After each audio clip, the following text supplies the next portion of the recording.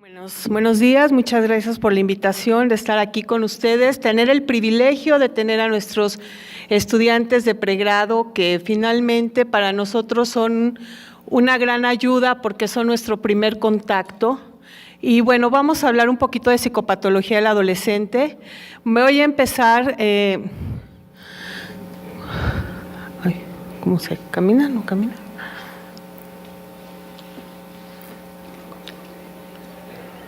A ver, no. La que sigue, por favor. No. Allá.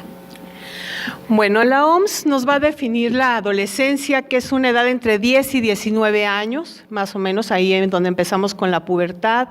Es esta etapa. Yo me atrevería a decir que de repente tenemos adolescentes de 40 años, todavía viviendo en casa a veces.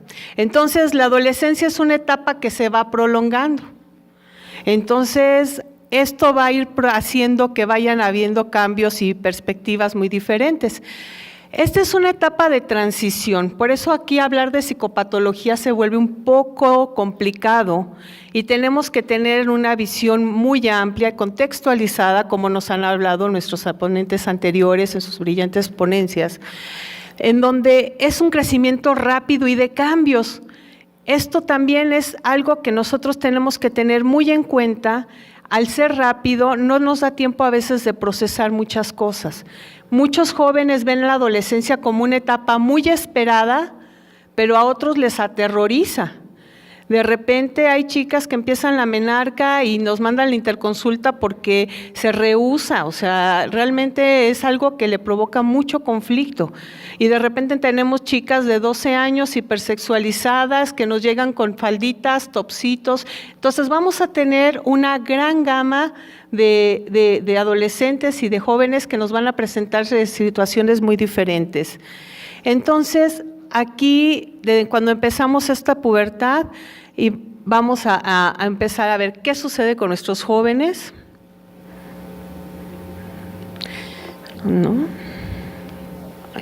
Bueno, ¿cuáles son los cambios evolutivos en la adolescencia? Los hormonales, los corporales, los psíquicos y los sociales. Yo voy a brincarme un poquito los hormonales y los corporales porque creo que eso es algo que ustedes ya tienen como entendido. Y vamos a irnos un poquito a los cambios psíquicos. A veces en nuestro hospital, que es una hospital escuela con el tema de pediatría, nos da mucha tristeza que nuestros médicos no saben de desarrollo psicológico. No sé si aquí en sus materias tengan ustedes algo de este tema. ¿Y qué pasa? Si no sabemos, si no comprendemos cómo es este desarrollo de este muchacho que tengo aquí enfrente, va a ser muy difícil que yo pueda decir qué es lo normal o lo que se espera y qué es lo que se vuelve psicopatológico, porque además la adolescencia se entiende como una etapa problemática. Los papás dicen, ojalá no creciera, ojalá se quedaran chiquitos.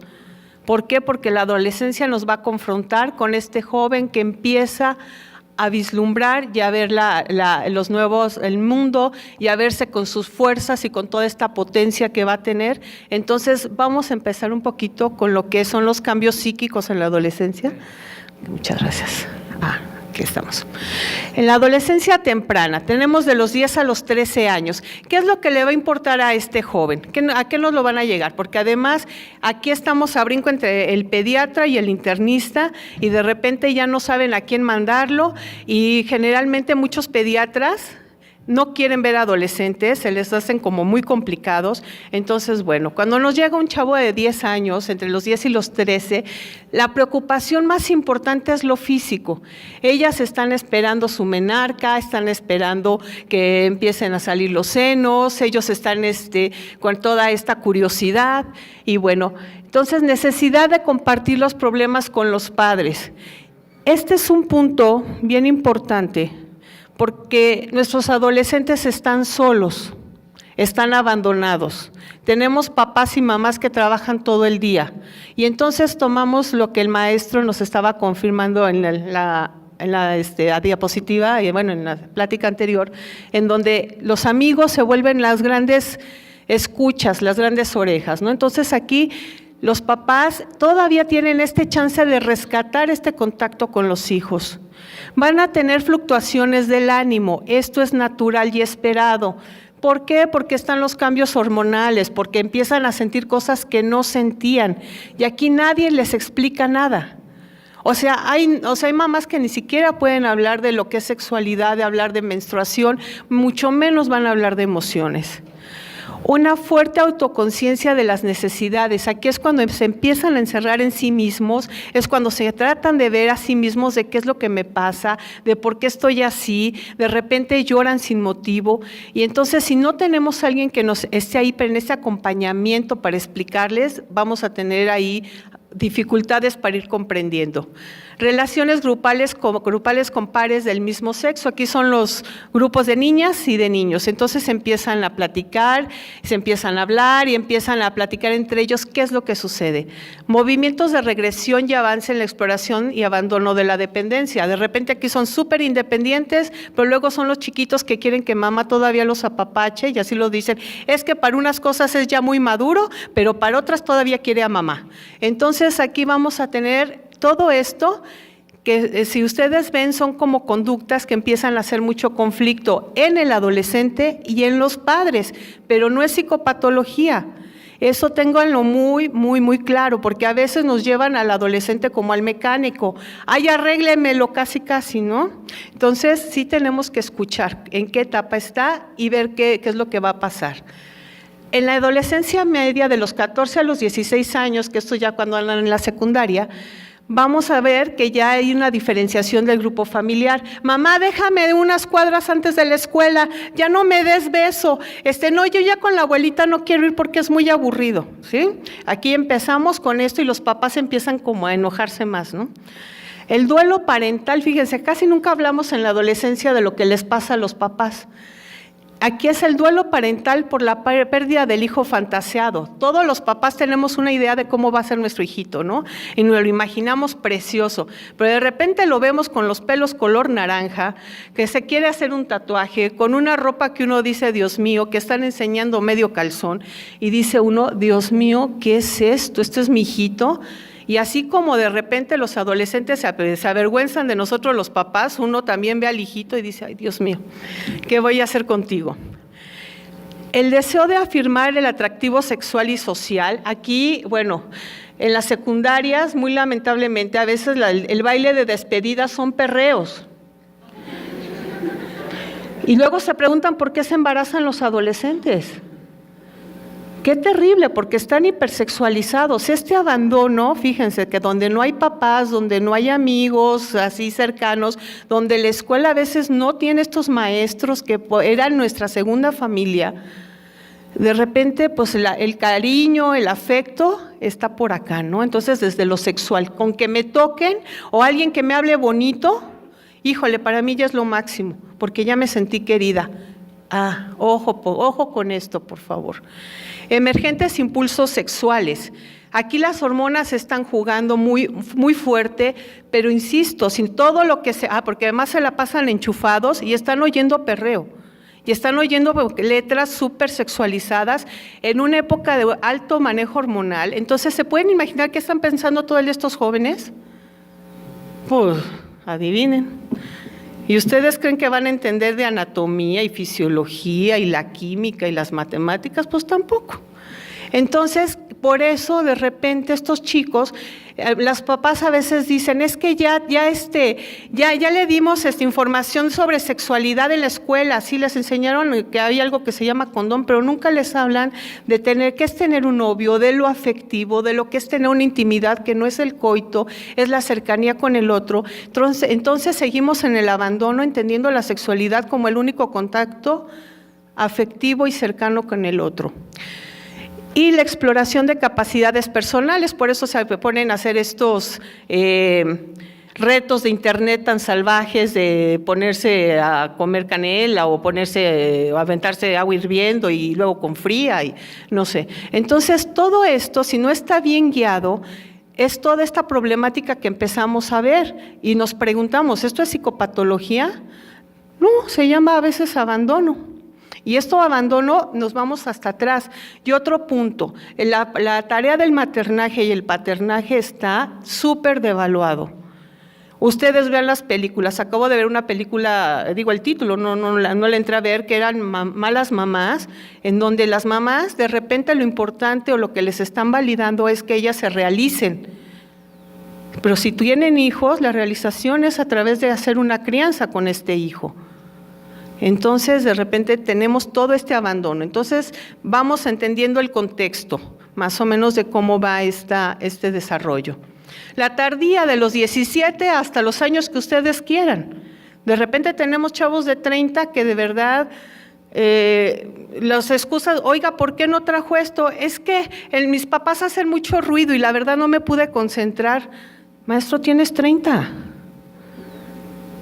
Es que, híjole, no tuve tiempo, entonces vamos a tener esta parte. Aquí, ¿qué se espera? Vamos a tener una preocupación por lo social, una búsqueda de la afirmación del proyecto personal social. Nuestros jóvenes a veces no tienen este proyecto, no se lo han ni siquiera ni cuestionado. O sea, el vivir en casa de los papás, porque tampoco toda esta situación social les permite una visión de un proyecto viable. ¿Qué es lo viable? ¿Ser narco? Porque eso es lo que nos dicen en la consulta. ¿Ser sicario? Y además se preparan. A mí me decía un paciente, es que yo ya vi cómo es terrible, me dice, yo ya sé cómo una persona se puede desmembrar. Viene el video.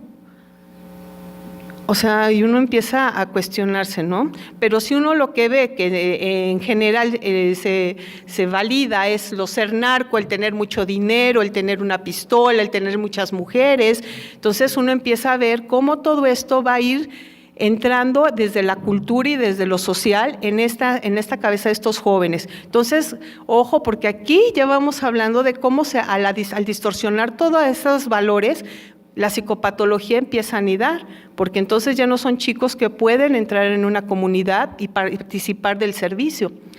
Reestructuración de las relaciones familiares. Aquí los chavos ya tendrían que estar pensando en qué van a hacer. Los papás tienen que también tener la apertura de abrir y dejarlos ir. Hay papás que no dejan ir a los hijos y tenemos unas sobreprotecciones, que la sobreprotección es la otra cara del maltrato. En la sobreprotección el mensaje, ay no, mijito, eres tan tonto que aquí tu mamá maravillosa te lo va a resolver.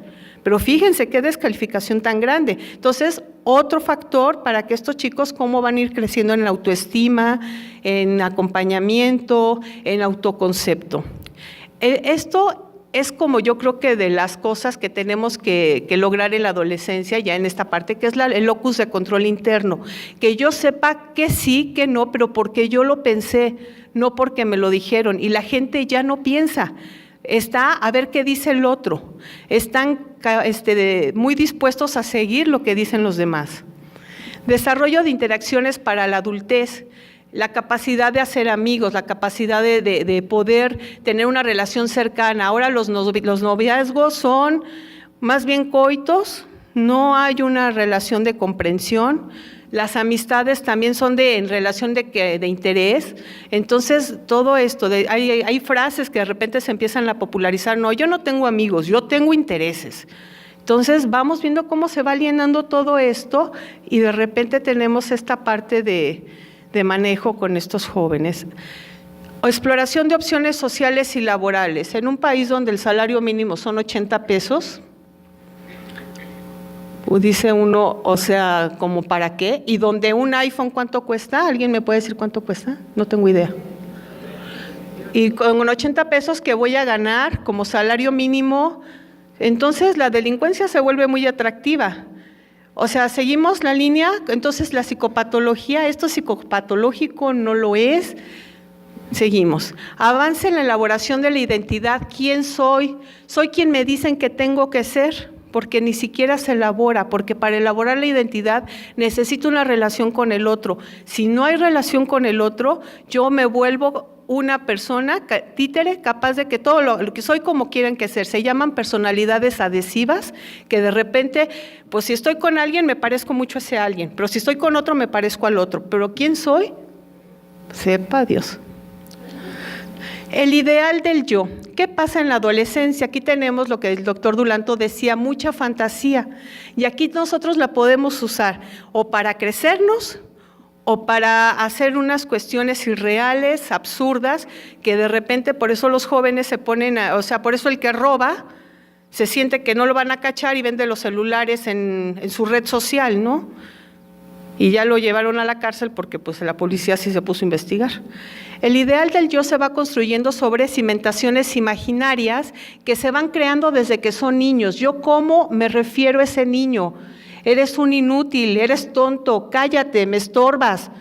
Wow, o sea, sí, así se hace. ¿Cómo nos explican? ¿Cómo nos van criando? Desde ahí estamos cimentando. Esto es desde la infancia.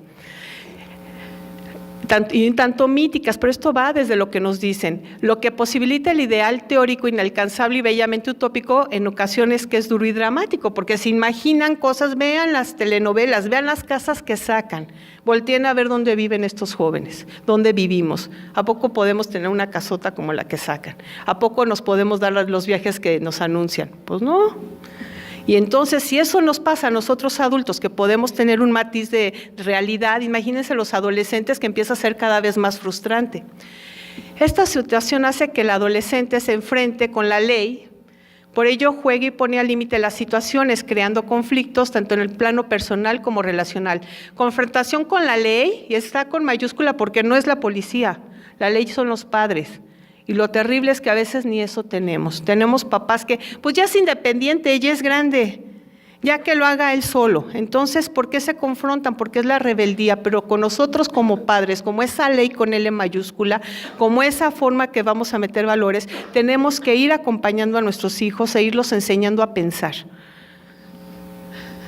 Y bueno, reactualización de conflictos aparentemente superados. La adolescencia es un momento bien padre para nosotros como psicólogos, porque nosotros podemos como reparar muchas cosas que en el pasado hubo, abusos sexuales, porque es como una reintegración, o sea, el adolescente se empieza otra vez a conformar.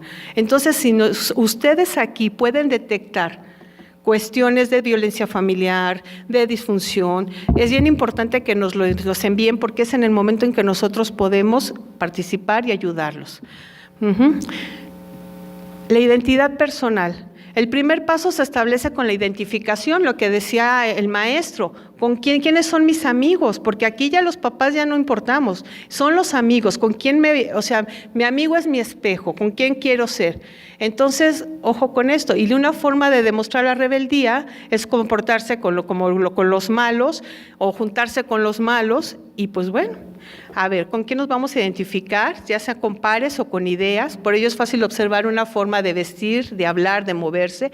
Los adolescentes se van a vestir raro.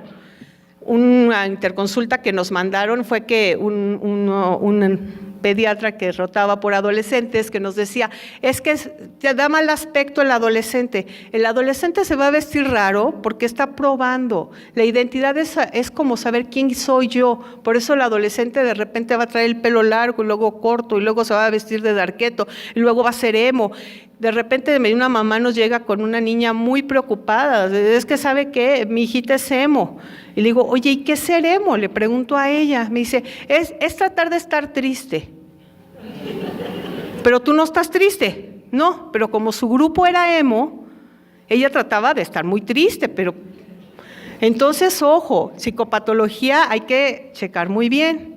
La segunda característica es un idealismo, todo lo ven maravilloso y no ven las problemáticas. Aquí no hay esta capacidad todavía desarrollada de ver lo que sí puede ser y lo que no. Entonces aquí van a soñar mucho, por eso desesperan mucho también a los papás y a ustedes como médicos los van a desesperar, porque de repente van a ver una forma de hablar que ustedes a la lógica como que no nos va a checar, pero es por eso, porque están en el idealismo y entonces uno tiene que irlos aterrizando, ¿de acuerdo? Y entonces aquí es donde, en esta imagen, por eso se meten a las pandillas o se van por el otro lado a hacer cosas muy buenas, porque no se fijan en los riesgos. La dependencia y la autonomía desde los cambios sociales, de la independencia. Ahora nuestros chavos no quieren ser independientes. Ahora ellos están súper a gusto en casa y los papás están contentos. También es como una complicidad, ¿no? La toma de decisiones se basa en las relaciones sociales. Aparece la elección de modas, de pertenencia, la exposición de la identidad sexual y la sexualidad en su conjunto. Subjetivamente, el adolescente establece un cambio hacia la autonomía. Buena parte de la conflictividad familiar y social tiene que ver con los límites reales de este proceso de cambio.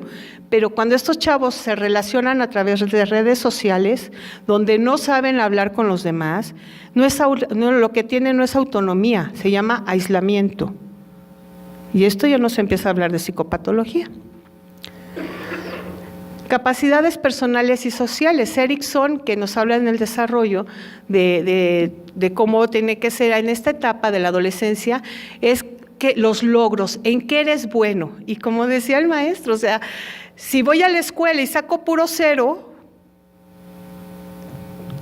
porque además mi formación no es buena, porque los programas tampoco son buenos y no he tenido toda la posibilidad de poder estudiar, pues me siento un fracasado y como fracasado pues no voy a poder buscar nada de esto. Entonces, si empezamos a entender acá, estos chavos realmente están ante un reto muy grande, entonces los van a ver con muchas dudas, los van a ver en una fantasía muy grande y tenemos que irlos acompañando para aterrizar.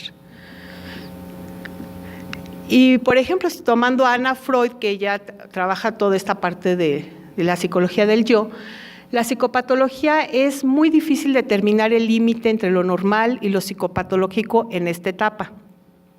Ya sé que es un periodo de conmoción normal y que el equilibrio estable de este periodo sería lo anormal, o sea, el que estén desequilibrados, pero ¿cuándo sí vamos a empezar a hablar de una psicopatología? Entonces, cuidado, con el adolescente va a tener cambios de conducta abruptos, sí. ¿Irritables? Sí.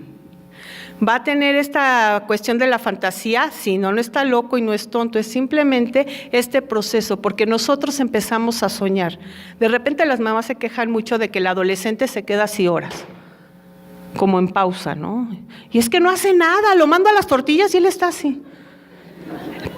¿Qué creen? Está soñando y eso está bien, porque así ustedes se vislumbraron como médicos, así es como ustedes se están preparando y cuando yo tenga mi consultorio y cuando me compre mi coche, cuando yo me case y cómo voy a conquistar a fulanita o a fulanito, o sea, pero estamos soñando y fíjense, y eso ya los papás lo ven como que está de flojo, por usar una palabra menos fea. Entonces, aquí duermen mucho, pues por biología van a dormir mucho. Entonces la adolescencia es una cuestión muy incomprendida y como pediatras o como médicos yo necesito que ustedes que van a hacer nuestro primer contacto tengan muy consciente esto para que cuando les lleven a que reparen al adolescente, porque van y lo llevan porque tiene alguna cuestión física, pero también lo acusan, ¿no? Además uno parece como ministerio público porque fíjese que, y empiezan. Entonces, y me contesta, y pues sí, señora, le tiene que contestar, pues, o sea, él ya tiene que empezar a ver su libertad, a manejar límites, a manejar fuerzas, entonces, ojo con eso. Nuestra principal entrevista, aquí seguimos desde lo humano, es la herramienta. Esto es básico. Con el doctor Dulanto, en el Servicio de Medicina del Adolescente, utilizamos una herramienta que se llama el HEDS, que es de Goldering y Cohen, el 98, si la quieren buscar, y se nos ha hecho una herramienta fabulosa. No la voy a abordar muy profundo, pero yo creo que sería importante dar una plática de esta herramienta. Y bueno, ¿de qué nos habla? Hogar, es un acrónimo para hogar, escuela o empleo, alimentación, actividades en el tiempo libre o deportes, drogas y sexualidad. Y esta es una entrevista que se le hace al adolescente. Y entonces ya no nomás le vimos si se lastimó, si se fracturó, si trae una infección. En hogar es con quién vives, cómo estás, cómo te llevas, con quién peleas. Entonces aquí empezamos a tener un mapa muy amplio, porque hay que culturizar y hay que contextualizar al adolescente. Somos un hospital nosotros de concentración y lo mismo nos llega un chico de la Sierra de Oaxaca, que nos llega uno urbanísimo de Monterrey, que nos llega uno de Mérida, que nos llega uno de Chihuahua. Entonces, ¿de dónde vienes? De repente nos decían, no, es que esta niña tiene como rasgos psicóticos. Él es una niña oaxaqueña que ella creía en la curandería, que tenía abuela curandera y que ella tenía una onda de cuestión chamán, pero no cumplía requisitos como para una psicopatología psicótica. Es simplemente las creencias y ustedes como médicos se van a enfrentar a mucho de eso. Todavía se sigue discutiendo si el empacho existe o no. Hay artículos. Y a ver, y ustedes ya lo llevaron, ya ustedes dieron todo lo que dio su ciencia, pero el curandero que le jaló el cuerito y le puso el panpuerco, bueno, hizo un trabajo maravilloso. Entonces, todo esto lo tenemos que contextualizar ya a nuestro adolescente, lo que decía el maestro también. Los adolescentes rurales los están arrancando de sus raíces, pero no les están dando nada. Computación y inglés, no. O sea, es un chavo que no tiene idea, que tiene una relación con la tierra, con los animales, pero no con las máquinas. Entonces, fíjense el nivel de adaptación. Entonces, vamos viendo cómo nuestros adolescentes se van como complicando, ¿no? Y además requerimientos que a veces el país no puede cumplir con esas expectativas que ellos tienen. Entonces, hogar primero, ¿con quién vive? Mamá, papá, ¿con quién interactúa? ¿Con quién está con él? Escuela y o empleo. Estudia, trabaja, no hace nada. ¿Por qué? ¿Cómo le va? ¿Cuáles son las dificultades que tiene? La alimentación, ¿qué come? Nuestros adolescentes están desnutridos. Y miren que tenemos una población de enfermos crónicos que se supone que están muy bien cuidados por las mamás. Y están desnutridos porque chatarra y con unas obesidades tremendas. ¿Por qué comen marucha? Pues porque no hay quien les haga de comer. Entonces, fíjense, todo el cuidado materno, toda esta cuestión, en cuestiones tan básicas, ya no tienen idea. Verduras, pues eso cuesta mucho trabajo hacerlas, pues esas ni las conocen. Y la mamá, híjole, no tengo tiempo, o trabajo o lo atiendo. Entonces vamos viendo cómo esta va desestructurando. Actividades en el tiempo libre, ¿qué hacen? ¿Cuántas horas a los videojuegos? Tenía un paciente que me sorprendió mucho porque él tiene un problema de movilidad importante y de repente le digo, ¿y qué vas a hacer saliendo de aquí? Me dice, es que me urge llegar, es que yo lo había preocupado, es que me urge, ¿por qué? Es que en mi juego de video quedé de que iba a pasar a tal nivel y no sé qué. Porque, ¿qué creen? La vida virtual está más padre que lo que se vive. ¿Y qué creen? Ahí sí son alguien y ganan.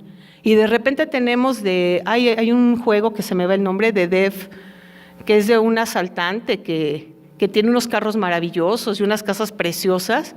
¿Y qué creen? Ahí sí se cumple lo que les están prometiendo. Entonces, pues qué padre, ¿no? Entonces, la realidad, hablamos de psicosis cuando se están en lo virtual, si hay diferenciación, y acuérdense que están en la fantasía, entonces, aquí como, o sea, ¿a dónde nos movemos?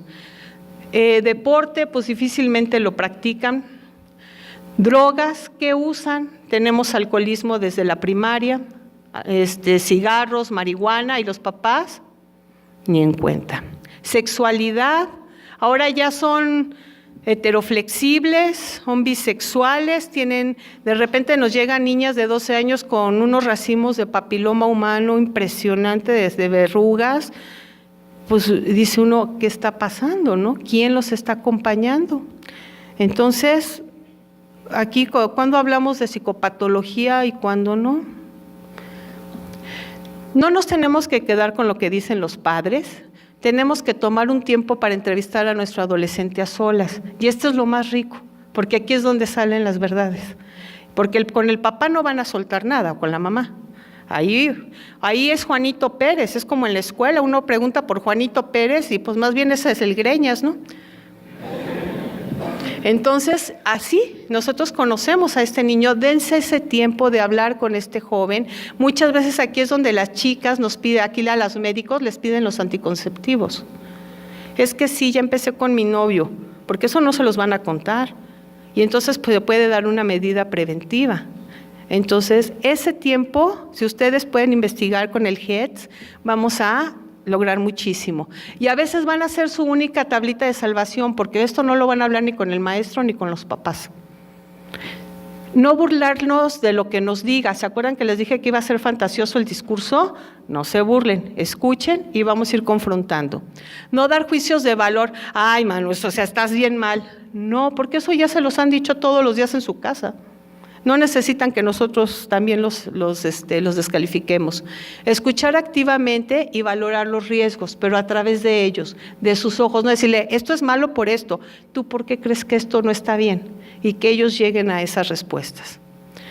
La prevalencia, y bueno, aquí Ben-Yed y colaboradores en la Ciudad de México en 2009, que es lo más moderno que tenemos de encuesta de salud mental, hicieron una investigación, esto es en el Instituto Nacional de Psiquiatría. Entrevistaron a 3.005 adolescentes entre 2 y 17 años.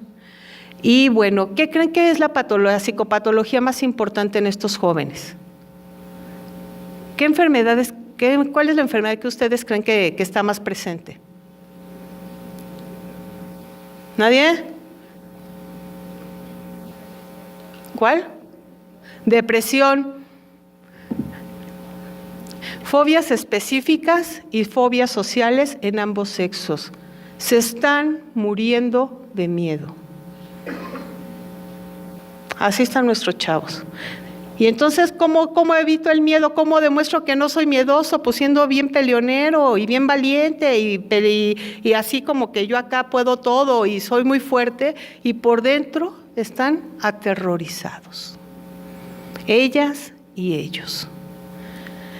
Y entonces vamos comprendiendo por qué aquí la escucha, el que ustedes, si en algún momento les llega el adolescente, platiquen un poquito con él para ver esas situaciones.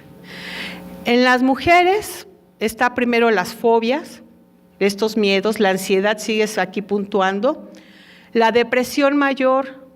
Este es súper importante. Si ya tenemos más de 2 semanas, este es cortito el tiempo, 2 semanas, con tristeza, anedonia, adinamia, no quiere comer, no sale de su cuarto, canalicen, esto ya, intento suicida. Bueno, ya hablamos de intento suicida, porque no todos los intentos suicidas son por depresión. Hay otras patologías más severas, que son las enfermedades límites de la personalidad, que tienen que ver más con impulso que con depresión. Eso ahorita lo vamos a ver.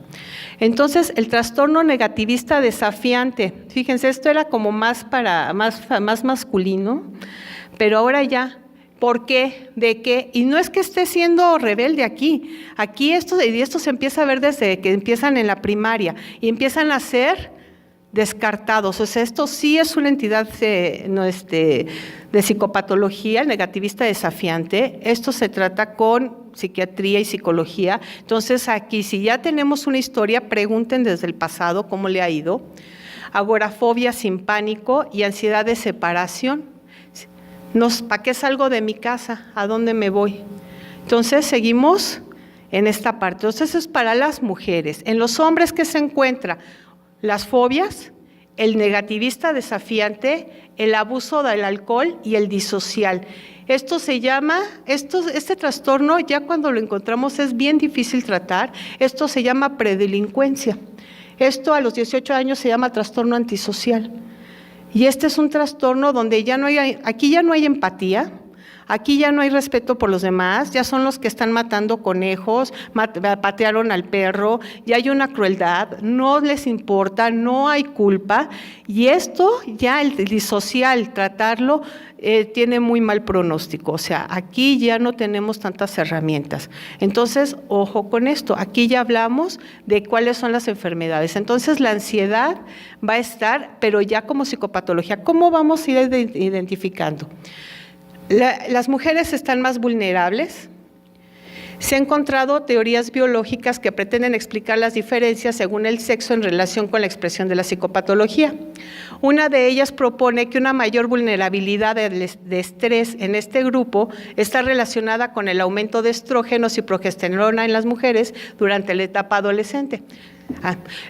¿Y esto por qué? Porque las hormonas nos juegan emociones muy fuertes. De hecho, en el DSM-5 que acaba de salir, que es el manual diagnóstico de la Asociación Psiquiátrica Americana, ya tenemos el dismórfico de la personalidad en la cuestión de hormonas en mujeres. Entonces, aquí también, ojo, no se los están inventando. Dichas hormonas influyen en la actividad del eje hipotálamo pituitario adrenal y en particular en el mecanismo de retroalimentación negativa del cortisol, haciéndolas más vulnerables al estrés.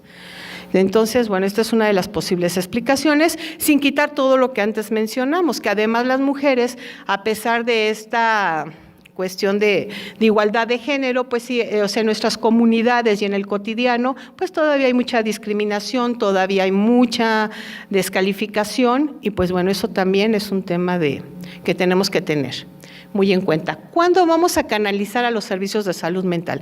Cuando, o sea, yo ya tengo a mi adolescente, ya le apliqué el HEDS, estoy viendo datos raros, ¿cuándo lo voy a mandar? O sea, cuando yo ya no sé qué decirle, si no saben qué decirle, cállense.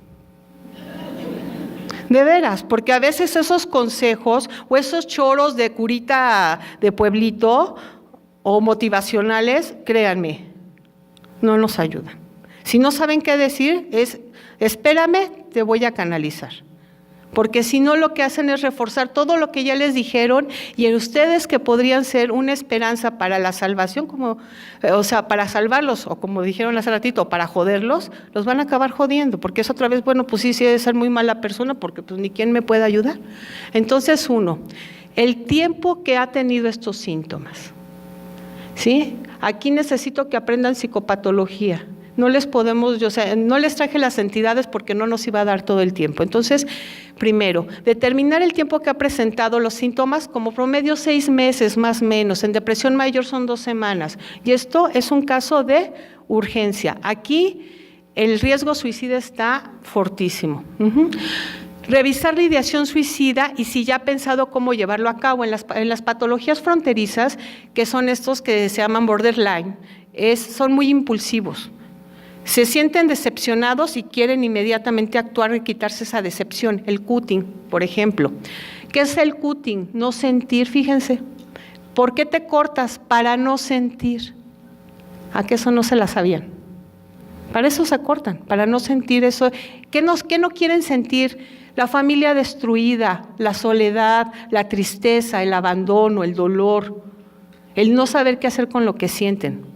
Cuando ustedes, bueno, en el hospital infantil, cuando llegan adolescentes, bueno, en pediatría, siempre se desnuda a los pacientes para ver Tanner, para ver todo esto, o sea, hacer una revisión completa.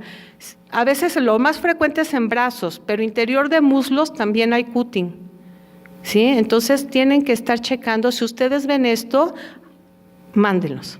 Problemas de aceptación de la imagen corporal y hábitos alimenticios. Nos bombardean con McDonald's y cuanta mugre chatarra se puedan imaginar, pero nos quieren flacos, anoréxicos y ponen unos modelitos en la tele que Dios guarde el hora. Y nuestras niñas mexicanas pues ni son rubias, ni están de 1,80, ni son espirifláuticas. A ver, ¿y cómo concilian eso con estos modelos que ellos quieren seguir? Porque se acuerdan que lo que les importa son los pares, los amigos, los que se parecen a ellos. Entonces aquí, ojo con esto, ya sea la obesidad o la anorexia.